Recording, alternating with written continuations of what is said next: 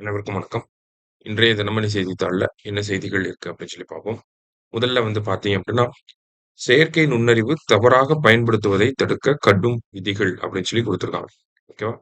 So artificial intelligence பொறுத்தவரைக்கும் பார்த்தீங்கன்னா, நம்ப எந்த விதிகளுக்கு கீழ ரெகுலேட் பண்றோம்னா, இன்ஃபர்மேஷன் டெக்னாலஜி ரூல்ஸ்க்கு கீழ தான் நம்ப இத ரெகுலேட் பண்ணிட்டு இருக்கோம். இன்ஃபர்மேஷன் டெக்னாலஜி ரூல்ஸ் 2021க்கு கீழ ரெகுலேட் பண்ணிக்கிட்டு இருக்கோம். சரிங்களா?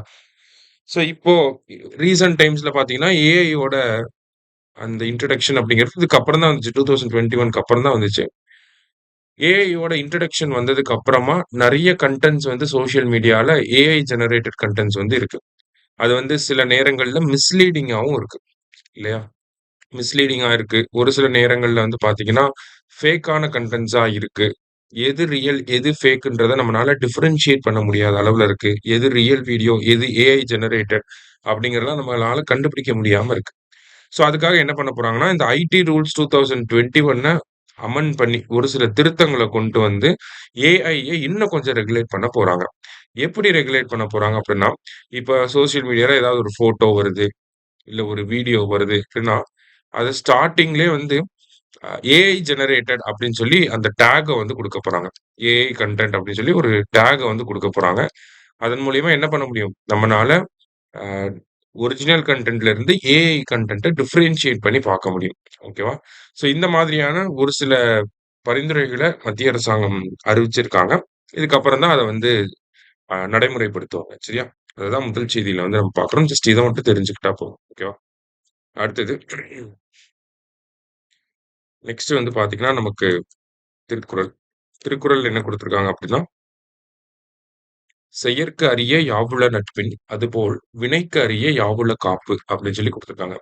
நட்பைப் போல் செய்து கொள்வதற்கு அருமையானவை எவை உள்ளன? அதுபோல் தொழிலுக்கு அரிய காவலாக இருப்பவை எவை உள்ளன? அப்படின்னு சொல்லி கேட்டிருக்காங்க. ஸோ, ஆ ஒரு விஷயத்த செஞ்சு சம்பாரிக்கிற மாதிரி பெஸ்ட்டா எத சம்பாரிக்க முடியும் அப்படின்னா, நம்ப நட்ப தான் சம்பாரிக்க முடியும்.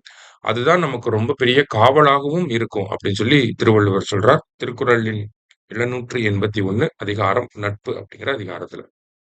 அடுத்ததா பார்த்தீங்கன்னா, வனப்பரப்பு அதிகரிப்பு உலகளவில் 9வது இடத்துக்கு முன்னேறியது இந்தியா அப்படின்னு சொல்லி குடுத்திருக்காங்க. ஸோ யுஎன்னோட ஃபுட் அண்ட் அக்ரிகல்ச்சரல் ஆர்கனைசேஷன் இருக்காங்க. ஸோ அவங்க என்ன பண்ணியிருக்காங்கன்னா, வேர்ல்டு லெவல்ல அ இந்த வனப்பகுதிகள் ஃபாரஸ்ட் ஏரியாஸ் எவ்வளோ இருக்கு, ஒவ்வொரு நாட்டிலயும் எவ்வளோ ஹெக்டேர்ஸ்ல ஃபாரஸ்ட் ஏரியா இருக்கு அப்படிங்கிறத டேட்டாவா ரிலீஸ் பண்ணியிருக்காங்க.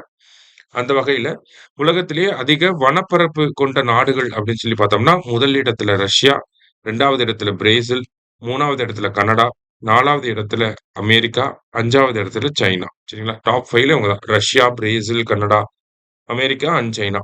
இந்தியாவ பொறுத்தவரைக்கும் பார்த்தீங்கன்னா, 9வது இடத்துல இருக்கோம். சரிங்களா? வேர்ல்டு லெவல்ல வனப்பரப்பு அதிகமா இருக்கக்கூடிய நாடுகள்ல இந்தியா 9வது இடத்துல இருக்கு அப்படிங்கிறத நம்ம தெரிஞ்சுக்கணும். சரிங்களா? அதே மாரி வருஷம் வருஷம் ஃபாரஸ்ட் கவர் இன்கிரீஸ் ஆகக்கூடிய நாடுகள்னு சொல்லுவாங்க. சரியா? போன வருஷத்த கம்பேர் பண்றப்ப இந்த வருஷம் கொஞ்சம் இன்கிரீஸ் ஆயிருக்கு. இந்த வருஷத்த கம்பேர் பண்றப்ப அதுக்கு அடுத்த வருஷம் இன்னும் கொஞ்சம் இன்கிரீஸ் ஆகும். அப்படின்னு சொல்லி வருஷம் வருஷம் இந்த வனப்பரப்பு அதிகரிக்கிறதுல இந்தியா 3வது இடத்துல இருக்கும். சரிங்களா? வருஷம் வருஷம் பார்த்தீங்கன்னா, நமக்கு அட்லீஸ்ட் ஒரு 2,00,000 ஹெக்டேராவது 1.9 லட்சம் ஹெக்டேராவது நம்ம என்ன பண்ணிட்டு இருக்கோம்? வனப்பரப்புகள அதிகப்படுத்திக்கிட்டு இருக்கோம். அந்த ஒரு தரவரிசையில நம்ம 3வது இடத்துல இருக்கோம். சரியா? பேசிக்கா வனப்பரப்பு அப்படின்னு சொல்லி பார்க்கிறப்ப, அதனுடைய பரப்பளவுல இந்தியா 9வது இடத்துல இருக்கு. வனப்பரப்புகள ஆண்டுதோறும் அதிகரிக்கிறதுல இந்தியா 3வது இடத்துல இருக்கு அப்படின்னு சொல்லி தெரிஞ்சுக்கிறோம். சரியா? அடுத்தது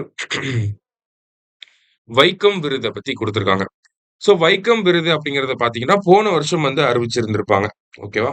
எதுக்காக, யாருக்காக இந்த விருது குடுக்கப்படும் அப்படின்னு சொல்லி பார்த்தீங்கன்னா, பிற மாநிலங்களில் ஒடுக்கப்பட்டவர்கள் நலனுக்காக பாடுபட்டு, குறிப்பிடத்தக்க மாற்றத்தை ஏற்படுத்தும் ஆளுமைக்காக ஆண்டுதோறும் வைக்கம் விருது வழங்கப்பட்டு வருகிறது அப்படின்னு சொல்லி குடுத்திருக்காங்க. சரியா? எப்படி பெரியார் இங்கிருந்து வைக்கம் போய் அங்க இருக்கக்கூடிய ஒடுக்கப்பட்ட மக்களுக்காக போராடி இருப்பாரோ, அதே மாரி ஒரு மாநிலத்த சேர்ந்தவர் பிற மாநிலங்கள்ல இருக்கக்கூடிய ஒடுக்கப்பட்ட நபர்களுடைய நலன்களுக்காக பாடுபடுறார் அப்படின்னா, அவங்களுக்கு இந்த வைக்கம் விருது அப்படிங்கிறது வழங்கப்படும். அந்த வகையில முதல்ல இந்த வைக்கம் விருது யாருக்கு வழங்கப்பட்டிருக்கு அப்படின்னு சொல்லி பார்த்தீங்கன்னா, கர்நாடகாவ சேர்ந்த தேவனூர் மகாதேவா அப்படிங்கிறவருக்கு வழங்கப்பட்டிருக்கு. சரியா? முதல் விருது இவருக்கு தான் வழங்கப்பட்டுச்சு. ஓகேவா? ஸோ, இப்போ 2வது ஆண்டாக இந்த விருத அறிவிக்கிறாங்க. இந்த வருஷம் யாருக்கு வழங்கப் போறாங்க அப்படின்னு சொல்லி பார்த்தீங்கன்னா, தேன்மொழி சௌந்தரராஜன் அவர்களுக்கு இந்த விருது அறிவிக்கப்பட்டிருக்கு. ஸோ, இவங்க யாரு அப்படின்னு சொல்லி பார்த்தீங்கன்னா, ஆ ஈக்வாலிட்டி லேப்ஸ் அப்படிங்கிற நிறுவனத்துல இவங்க இருக்காங்க. ஈக்வாலிட்டி லேப்ஸ் அப்படிங்கிற நிறுவனம். அமெரிக்கால இருக்கக்கூடிய கலிஃபோர்னியாவ சேர்ந்தவங்க இவங்க. சரியா? அவங்க அமெரிக்க ஒடுக்கப்பட்ட மக்களுக்கான உரிமையை அத பத்தியும் பேசுறாங்க. அதே மாரி இந்தியாவுல இருக்கக்கூடிய ஒடுக்கப்பட்ட மக்களுக்கான உரிமைய பத்தி பேசுறாங்க. அத பத்திலாம் பேசக்கூடிய ஒரு எழுத்தாளராக இருக்காங்க. ஓகேவா? ஸோ ஒடுக்கப்பட்ட மக்கள் அமெரிக்காவுல, இந்தியாவுல இருக்கக்கூடிய ஒடுக்கப்பட்ட மக்களுக்காக பேசக்கூடிய, பாடுபடக்கூடிய ஒரு எழுத்தாளர் தான் யாரு அப்படின்னு சொல்லி பார்த்தீங்கன்னா, தேன்மொழி சௌந்தரராஜன். ஸோ அவங்க தான் இந்த ஈக்வாலிட்டி லேப்ஸ் அப்படிங்கிறதுலயும் இருக்காங்க. ஸோ அந்த நபருக்கு தான் வந்து இந்த வைக்கம் விருது 2வது வைக்கம் விருது அப்படிங்கிறது அறிவிக்கப்பட்டிருக்கு. வைக்கம் விருத பொறுத்தவரைக்கும் பார்த்தீங்கன்னா, 5,00,000த்துக்கான காசோலை வழங்கப்படும். அப்புறம் பாராட்டுச் சான்றிதழ், அப்புறம் பதக்கம், தங்கம் முலாம் பூசிய பதக்கம் இதெல்லாமே வந்து குடுப்பாங்க. சரியா? ஸோ இதெல்லாம் கேட்கக்கூடிய ஏரியா. அதனால கொஞ்சம் நல்லா பார்த்து வச்சுக்கணும். ஓகே. இன்னைக்கு செய்தித்தாள்ல இருந்த முக்கிய செய்திகள பார்த்திருக்கோம். நன்றி. சுரேஷ் IAS அகாடமி வெற்றியின் முகவரி.